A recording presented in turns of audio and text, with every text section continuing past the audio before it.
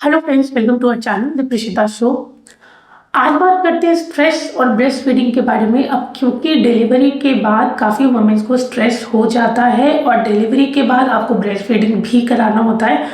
अगर आपको डिलीवरी के बाद में स्ट्रेस हो जाता है तो ब्रेस्ट फीडिंग को कितना अफेक्ट करता है, वो कैसे आप इसको मैनेज कर सकते हो, इसके बारे में वीडियो में बात करेंगे।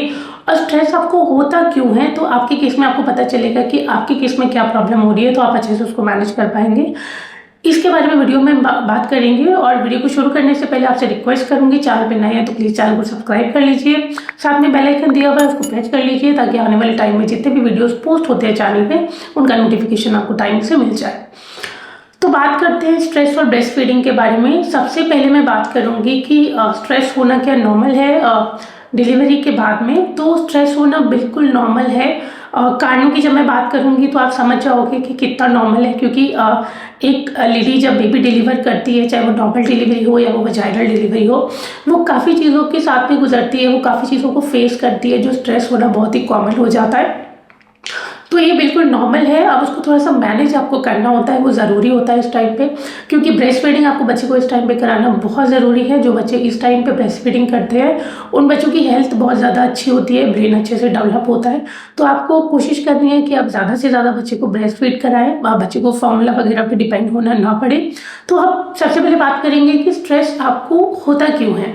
तो ब्रेस्ट फीडिंग मॉम्स के साथ काफ़ी कारण होते हैं स्ट्रेस होने के, उसमें से मैं कुछ आपके साथ डिस्कस करूंगी। सबसे पहले तो आपकी बॉडी में इतने ज़्यादा इस टाइम पे चेंजेस हुए होते हैं कि आपको मैनेज करना बहुत मुश्किल हो रहा होता है। चाहे आपकी नॉर्मल डिलीवरी हुई हो, चाहे वजाइनल डिलीवरी हुई हो, स्टिचेस आपको आए होते हैं, पेन आपको काफ़ी ज़्यादा हो रहा होता है। इस टाइम पे बैठना भी थोड़ा सा मुश्किल होता है और बैठ के ही आपको बेबी को फीड कराना होता है, तो वो थोड़ा सा मुश्किल हो जाता है। बॉडी वाइज काफ़ी ज़्यादा चेंजेस होने की वजह से कई बार मदर बहुत ज़्यादा स्ट्रेस में आ जाती है, बहुत ज़्यादा पेन होने की वजह से बहुत ज़्यादा स्ट्रेस में आ जाती है, तो ये कारण होता है। उसके अलावा क्या होता है, जैसे ही आपकी डिलीवरी होती है वैसे ही हार्मोन्स आपके फिर से फ्लक्चुएट करने लगते हैं। जैसे आपकी जब प्रेगनेंसी हुई थी तब आपके हार्मोन्स काफ़ी ज़्यादा फ्लक्चुएट हो रहे थे, काफ़ी ज़्यादा हार्मोनल चेंजेस हो रहे थे। इस टाइम पे भी ऐसा होता है, क्योंकि प्रेगनेंसी हार्मोन्स खत्म हो जाते हैं इस टाइम पे, और उस टाइम पे आपकी बॉडी नॉर्मल हो रही होती है, तो भी बहुत ज़्यादा चेंजेस हो रहे होते हैं। उसकी वजह से भी आपको काफ़ी ज़्यादा अलग फील हो रहा होता है, तो आपको स्ट्रेस इस टाइम पे हो रहा होता है।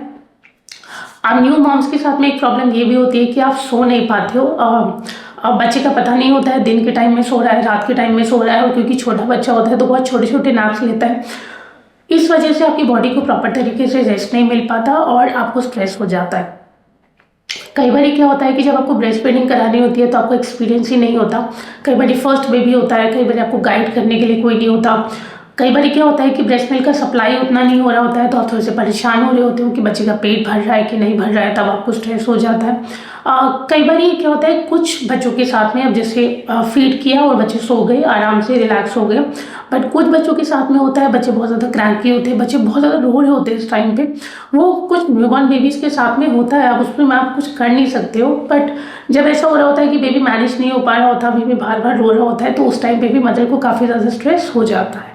कुछ मॉम्स के साथ में क्या होता है, जब आप ब्रेस्ट फीड करा रहे होते हो तो आपको प्रॉपर प्राइवेसी नहीं मिल रही होती है। कई बार न्यू बेबी की वजह से बहुत सारे रिलेटिव्स और बहुत सारे लोग एक ही रूम में आए होते हैं, तो कुछ मॉम्स के साथ में ऐसा भी होता है कि प्राइवेसी की वजह से भी उनको स्ट्रेस हो जाता है। कई बार क्या होता है कि प्रॉपर हेल्प नहीं मिलने की वजह से, कई बार आपको आपके पार्टनर से उतना सपोर्ट नहीं मिल रहा होता है, कई बार आपको फैमिली से प्रॉपर सपोर्ट नहीं मिल रहा होता है, इस वजह से भी स्ट्रेस हो जाता है। तो ये कुछ कारण थे, आप देख सकते हैं कि आपके केस में क्या हो रहा है और आप उसको किस तरीके से मैनेज कर सकते हैं।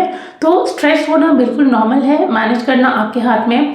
अब मैं यहाँ पे ये भी बात करूंगी कि अगर आपको ब्रेस्ट फीडिंग के दौरान स्ट्रेस हो रही हो ना, आपको ऐसा लग रहा है कि आपको स्ट्रेस हो रहा है पर आप बच्चे को दूध पिला रहे हैं, बट वो कहाँ अफेक्ट करेगा उसके बारे में हम बात करते हैं, ताकि आप स्ट्रेस को मैनेज करने की ज़्यादा से ज़्यादा कोशिश कीजिए और स्ट्रेस फ्री रहिए। इस टाइम पे बहुत ज़रूरी है आपके लिए। क्या होता है कि आप स्टार्टिंग में जितना भी बच्चे को दूध पिलाएंगे उतना आपका दूध ज़्यादा प्रोड्यूस होता है, दूध ज़्यादा बनता है। अब क्योंकि आपको स्ट्रेस में होते हो आप, तो बहुत ज़्यादा आपको बच्चे को दूध पिला नहीं पाते हो, बहुत ज़्यादा शॉर्ट इंटरवल्स पे नहीं पिला पाते हो, मतलब जितना दूध बच्चे को पिलाना चाहिए। अब क्योंकि बच्चा उतना दूध पी नहीं पाता है तो दूध आपका उतना बनता भी नहीं है। फिर कई बार क्या होता है कि स्ट्रेस होने की वजह से आप प्रॉपर डाइट नहीं ले पाते हो, प्रॉपर वाटर वगैरह नहीं ले पाते हो, फ्लूइड्स नहीं ले पाते हो। अगर ये चीज़ें आप नहीं लेते हो तो भी आपका ब्रेस्ट मिल्क सप्लाई अफेक्ट होता है। तो इन चीज़ों का आपको ध्यान रखना है कि आपका ब्रेस्ट मिल्क सप्लाई अफेक्ट ना हो। बच्चे को दूध पिलाते रहिए, रेगुलर बेसिस पे पिलाते रहिए। बच्चा जितना दूध पिएगा उतना ज़्यादा आपका दूध बनेगा। और इस टाइम पे डाइट का भी बहुत ज़्यादा ध्यान रखना है। खाना खाते रहिए, पानी पीते रहिए, उस चीज़ का थोड़ा सा आपको ध्यान रखना है। अच्छा, उसके अलावा क्या होता है कि बच्चे से बॉन्डिंग भी आपकी नहीं बन पाती है। जब आप इतना ज़्यादा स्ट्रेस में होते हो, जब आप इतना ज़्यादा परेशान होते हो, फिर जब आप बच्चे को दूध पिला रहे होते हो, तो वो बॉन्ड आपका बच्चे के साथ में नहीं हो पाता है। आप प्रॉपर तरीका देखिए कि किस तरीके से बच्चे को ब्रेस्ट फीड कराना है।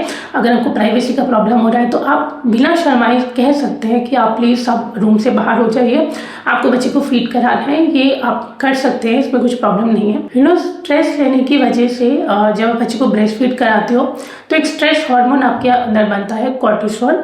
आप जब बच्चे को ब्रेस्ट फीड कराते हो तो दूध के थ्रू वो बच्चे के अंदर जाता है, जो बच्चे के डेवलपमेंट के लिए बिल्कुल भी अच्छा नहीं है।